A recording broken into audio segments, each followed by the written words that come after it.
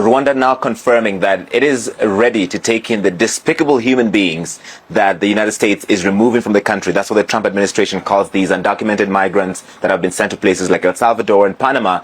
And Rwanda's foreign minister said they're still in early talks. So if this pans out, it will not be the first time that Rwanda has done something like this. It's called migrant offshoring and has a lot of criticism in the human rights space. Hey, Breakdown family. So something big is brewing. And if you blink, you just might miss the moment Africa becomes the new front line of America's immigration policy.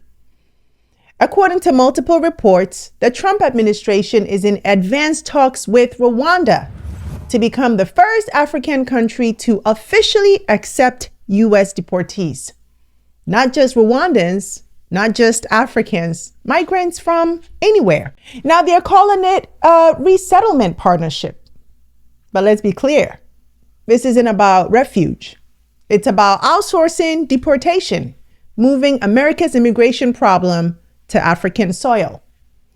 And it comes at a time when Trump has reignited his hardline immigration agenda, mass arrests, mass removals, and now mass transfers to Africa. So what's really happening here?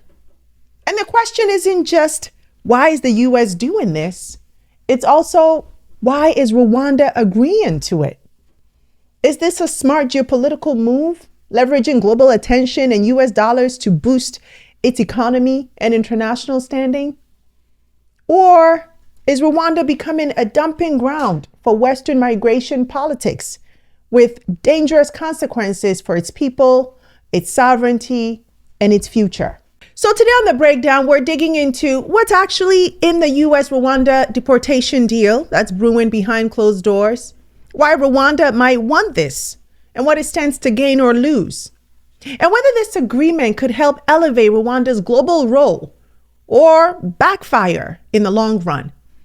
Because make no mistake, this is more than a migration deal. It's a test of power, policy, and principle. But first, a big welcome to all our new subscribers and members here at Panagenius TV. I'm so glad you're here. And if you're watching and haven't joined us yet, please consider this your personal invitation. Because here at Panagenius TV, we're not just building a channel. We're creating a global home for Black stories that are told with truth, with care, and intention. And if that speaks to you, and I hope it does, hit subscribe, tap the bell, drop a super thanks, and join our membership community where we go beyond the headlines with exclusive content, behind the scenes conversations, and a front row seat to the dialogue shaping our future. Because this isn't just content, y'all. It's a movement, and I'd love for you to be a part of it. All right, now, let's break it down. These accommodations in Rwanda's capital, Kigali, have stood empty for months, but the government hopes that won't last much longer. After reports last week suggested Rwanda was open to taking in US-deported migrants, the foreign minister confirmed Monday that talks with Washington have begun. I can confirm that this is the case, but the discussions are preliminary. So I won't go into the details that will be discussed. Let's start with what we already know. According to multiple sources, including AP, the Washington Post, and Rwandan officials themselves, the Trump administration is deep in talks with the government of Rwanda to relocate U.S. deportees to Kigali in what's being framed as a resettlement partnership. Here's what that actually means. The U.S. will deport certain migrants, not just Rwandans, but people from anywhere, directly to Rwanda. Rwanda would provide temporary residency or integration support, housing, job training, and a legal pathway to remain in the country. The U.S. would pay Rwanda for each person received. Reports suggest funding would include not just transportation costs, but long-term financial support to help integrate the deportees. Now, if this sounds familiar, it should, because the U.S. is already doing that in El Salvador. Talks over migrant deals are nothing new for Rwanda. In 2022, the government agreed to take in migrants deported by the UK. The plan was nearly finalized but collapsed when a new Labour government took office last year. Since then, Rwanda has looked further west to a president who has vowed to ramp up deportations of undocumented migrants. El Salvador, Panama, and Costa Rica have already accepted some of those deported from the US, but the Trump administration wants to go further. But on the Rwandan side, Rwanda has already signed similar agreements with the UK, Israel, and Denmark, all seeking to relocate asylum seekers to Rwandan soil. But here's what makes this US deal different. This isn't about asylum. It's about mass deportation. The people the US plans to send are not necessarily asylum seekers. They could be failed applicants, long-term undocumented migrants, or those caught up in Trump's broader mass removal strategy. In fact, sources say the Trump administration is exploring using this deal as a catch-all solution, offloading migrants who don't qualify for deportation to their country of origin or whose return is diplomatically blocked. Complicated. But essentially, what that means is that Rwanda could become the final destination for people with zero connection to Rwanda at all. So now, why Rwanda? Why now? Two reasons. Rwanda is one of the few African countries actively offering to host migrants in exchange for global political capital and development aid. It has a track record of taking in migrants from Libya and Israel, and it successfully branded itself as sort of this safe, stable, and cooperative, especially in the eyes of Western governments. Trump needs a legal workaround. His immigration plan has faced backlash and legal blocks here in the US. By striking deals with third-party countries like Rwanda, he's creating a shadow deportation pipeline that bypasses US courts and human rights watchdogs. But this deal isn't just a policy. It's a precedent. If signed, Rwanda would become the first African nation to formally accept third country deportees from the United States. Now that's not just historic, it's strategic. It signals a new era in migration diplomacy where powerful countries pay smaller nations to absorb the human costs of their policies. And whether that's seen as a bold diplomatic move or a dangerous compromise, well, depends on who you ask. So now that we know what's in the deal, let's talk about Rwanda's motivations. Because the real question is, why would Rwanda take this on, right? And what does it really hope to gain? We are working with other countries to say, we want to send you some of the most despicable human beings to your countries. What a deal with Rwanda might look like remains unclear. Media reports suggest the US wants to pay the country to accept migrants and fund a program to help them integrate into Rwandan society. But Rwanda has faced criticism for human rights abuses. The UN warns that migrants sent there could be deported again to countries where their safety isn't guaranteed. Let's be real. Rwanda doesn't need to do this. It's a small, landlocked country with limited resources, already hosting thousands of refugees from neighboring conflicts. Although it could take in more. But why is it even considering taking in deportees from halfway across the world? Because to Rwanda's leadership, this isn't just about migrants. It's about power, prestige, and positioning. So let's break it down. One, Kagame is playing the long game. President Paul Kagame has spent the last 2 decades rebranding Rwanda from a genocide-scarred nation to a beacon of order, discipline, and economic ambition. By offering to host deportees, Kagame is signaling that Rwanda is a serious global player a responsible international partner that's willing to help solve the world's migration problem. He's not just courting America's attention, he's courting leverage. In global diplomacy, countries that solve problems, they get aid packages, they get security partnerships, trade incentives, they get access to elite diplomatic circles. So for Rwanda, this could be a currency for influence exchange. We take your migrants, you take us seriously, sort of thing. Now let's talk about the financial incentives, which are real. Can't ignore the money.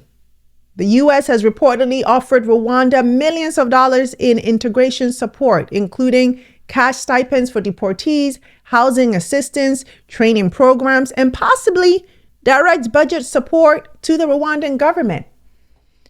For a country with limited foreign exchange and infrastructure challenges, this is a revenue stream.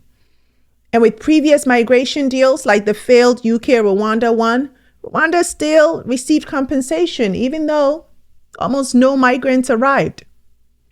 So this isn't just humanitarian, it's economically strategic for Rwanda. Thirdly, soft power and image building. Rwanda has framed itself as a compassionate host nation. Officials have said things like, "We are offering people a second chance at life." This deal allows Kigali to wear the humanitarian badge while securing hard resources behind the scenes. It's a delicate balancing act, projecting generosity while negotiating from a place of cold realism. But here's the risk. Is Rwanda becoming the West's dumping ground? That's the uncomfortable question critics are asking. Because while Kagame is winning praise or might be winning praise abroad, many are asking, what happens to Rwandan citizens when resources are diverted to foreign deportees? How will Rwandans respond if they feel their country is being used as a political storage unit for global North policies? And what if this backfires? What if deportees bring trauma, statelessness, or new pressures Rwanda isn't prepared to absorb? Add to that the fact that Rwanda has its own human rights challenges, and suddenly this deal looks a lot more complicated.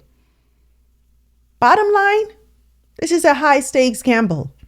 Rwanda is playing a bold hand. The potential rewards are high: money, visibility, influence, but so are the risks: social tension, political backlash, and the optics of being complicit in outsourcing human suffering.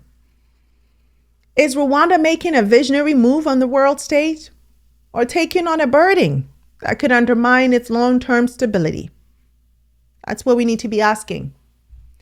Now let's talk about the people at the center of this story, the deportees themselves, and the broader system this deal could help normalize, right? Because this isn't just about policy, this is about people.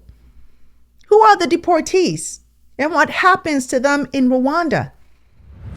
These aren't tourists. Many of the deportees said to be sent to Rwanda are longtime US residents, people with pending asylum claims, stateless migrants who cannot safely return to their countries of origin, victims of war, persecution, or poverty, some of whom have never even heard of Rwanda. And now they could be forcibly relocated to a country with no connection to their language, culture, or support networks. Rwanda says it will offer housing, jobs, and integration support. But here's the hard truth. No country is fully prepared to integrate mass deportees from halfway around the world overnight, especially when they arrive against their will. Second, the human rights red flags. And I mean, let's be honest, Rwanda's own human rights record is far from perfect here. Critics have raised serious concerns about political repression, restrictions on free speech and opposition parties, alleged support for rebel groups in neighboring DRC, and an environment where dissent is tightly controlled. So the question is Is it ethical to deport vulnerable people, many who are fleeing authoritarian regimes, to a government that tolerates very little dissent of its own people? And if these deportees protest, organize, or seek asylum again, what legal protections will they really have? Thirdly, let's be honest, this is a dangerous global precedent. Let's make no mistake about it. This deal could open the floodgates. If Rwanda accepts deportees from the US in exchange for money, what's to stop other wealthy nations from doing the same? Will Germany send Syrians to Ghana? Will Canada deport Haitians to Nigeria? Will Europe start paying cash-strapped African countries to absorb climate migrants? Think about that. We're entering an era where wealthy nations are no longer handling their own asylum systems. Instead, they're willing to outsource the responsibility and the risk to countries with fewer resources and weaker human rights protections. And if that becomes the norm, my people, the entire foundation of global refugee law, the right to seek asylum, begins to crumble. So who benefits and who pays the price? Let's be clear.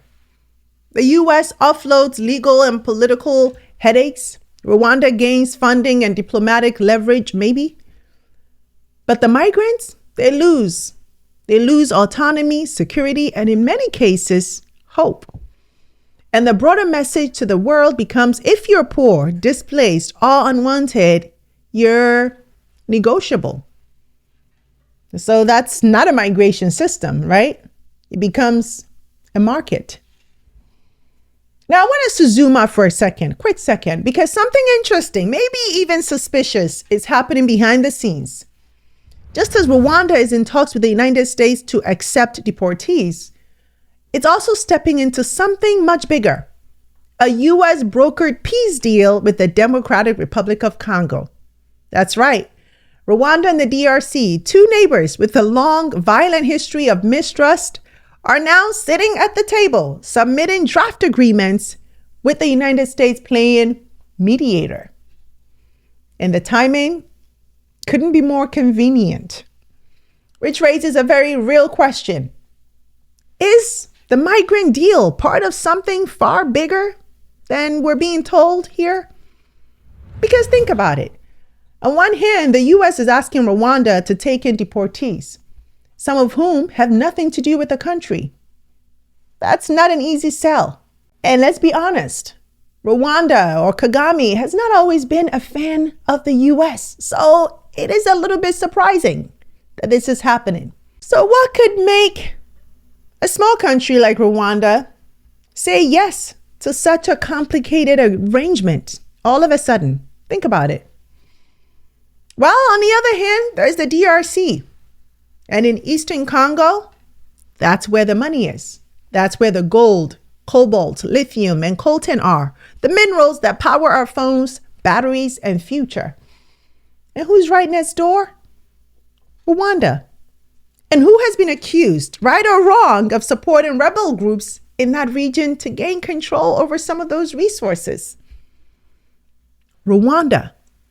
For years now, multiple UN reports, human rights organizations, and regional leaders have accused Rwanda's government, and specifically its military, of backing the M23 rebel group, which operates in the mineral-rich eastern provinces of the DRC. The claim that Rwanda is using these proxies to control access to gold, coltan, and cobalt, the same minerals that power our iPhones, EVs, and global tech supply chains. Now, Rwanda, of course, has denied these allegations, calling them political and unfounded. But the allegations haven't gone away. And in fact, they've come with consequences. Because just last year, the European Union and some of its member states began pulling back aid and imposing restrictions, citing Rwanda's alleged destabilization role in Eastern Congo. Countries like Germany and Belgium, who were once major supporters of Rwanda's development, have paused or reduced funding. Rwanda's military which had long received support and training from European nations, is now facing sanctions and increased scrutiny. Add to that mounting economic pressure, rising debt, inflation concerns, and a public sector still recovering from the global economic slowdown. And Rwanda finds itself in a tight spot right now. It needs new allies, new revenue streams, and a new diplomatic narrative. So when the US shows up and says, help us clean up our immigration image by taking in deportees, and in return, we help you legitimize your position in the region, open up new investment channels, and possibly ease the pressure you've been under for years. That's a tempting offer. Yes, because for Kagame, this isn't just about accepting deportees. It's about resetting Rwanda's global reputation at a time when the pressure is mounting from all sides. So again, the question isn't just what is Rwanda doing? The question is, what is Rwanda negotiating for? And at what cost? Some might call this deal diplomacy, and others might call it a deal behind the deal. Because make no mistake, peace between Rwanda and the DRC doesn't come cheap, no. And it doesn't come without leverage. If the US can play peacemaker while solving a domestic immigration headache at the same time, that's a strategic win for Washington. And for Rwanda, it's the chance to go from being a regional actor to potentially a global deal maker, a country that negotiates on two fronts, one about peace and the other about power. So the question becomes, my people, is Rwanda simply hosting deportees out of goodwill, or is it negotiating something far more valuable in return? Perhaps something that we don't even know. And if so, who's really winning here? The people being deported? The Congolese communities hoping for stability? Or the governments sealing deals in back rooms? Because if we connect the dots, it starts to look less like two separate events and more like one carefully choreographed geopolitical move. So, where do we go from here? Rwanda is stepping into uncharted territory again, is negotiating to become the first African country to host deportees from the United States. It's striking a peace deal with the DRC, with Washington at the helm. And behind the scenes, it may be leveraging one deal to make the other happen. Who knows? This isn't just a migration story. It's about power. It's about strategy, about how small nations survive and thrive in a global system that often puts them on the receiving end of everyone else's problems. And Rwanda, well, it's trying to flip the script to move from pawn to player, from aid recipient to geopolitical broker. But the question we have to ask is this: at what cost? Because while Rwanda gains global points for cooperation, deportees could lose their safety. While peace in the DRC sounds noble, we still don't know what was promised behind closed doors. And while the US solves a political problem at home, it may be exporting the human cost abroad to Rwanda. And then think about the implications for the rest of the continent. So my question to you is this: is Rwanda making a bold move that will strengthen its place in the world? Or is it absorbing a burden that could backfire down the line? Is this the rise of Africa's new deal maker? Or the quiet outsourcing of Western responsibility again? What do you think about this deal? Let me know what you think in the comments. I can't wait to hear your thoughts. And I'm in the comments with you. And if this episode gave you something to think about, don't just scroll past it. Hit subscribe, tap the notification bell, and consider joining our membership community where we go even deeper and build together. because this isn't just news, it's history in the making. And we're here to break it down, analyze, talk about it, amplify it, shape the future together every time. That's it for today's show. Thanks so much for watching. Until next time, take care. Hey, you! Thanks so much for watching this episode. I hope you enjoyed it. And if you did, don't forget to subscribe and join the family. Also, visit face2faceafrica.com for your daily news and updates on what's going on within the global Black community so you can stay informed.